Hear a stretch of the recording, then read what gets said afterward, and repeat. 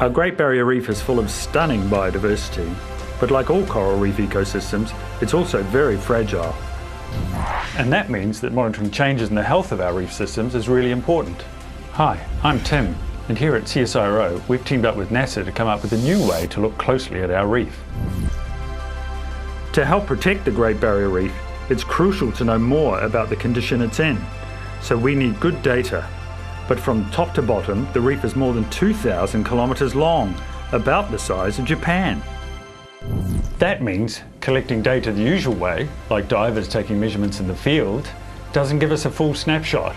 So instead of going under the water, we went up. Meet the portable Remote Imaging Spectrometer. We call it Prism for short. It's a state-of-the-art imaging device that we've fitted to this jet, so we can scan large areas of the Great Barrier Reef at once, and all from over 8 kilometres in the air. But how does it work? At the heart of Prism is a powerful spectrometer, which measures wavelengths of light in the visible spectrum. When light hits an object, some of the light is absorbed and some is reflected. So when we see an object, we're actually seeing its reflected light.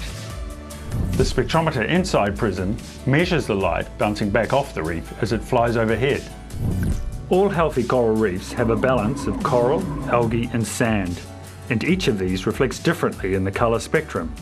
So Prism can detect and measure this light, and then it can tell the coral apart from the algae and the sand on the ocean floor. Using this data, we can then map detailed sections of the reef and see precisely what they're made up of. And that gives us some insight into reef condition. For example, high levels of algae can tell us the reef is stressed and dying because algae thrive on skeletons of dead coral. But if a reef is flourishing, Prism will detect a diversity of colours reflected from the corals. By mapping these trends, Prism gives us an insight into overall reef condition.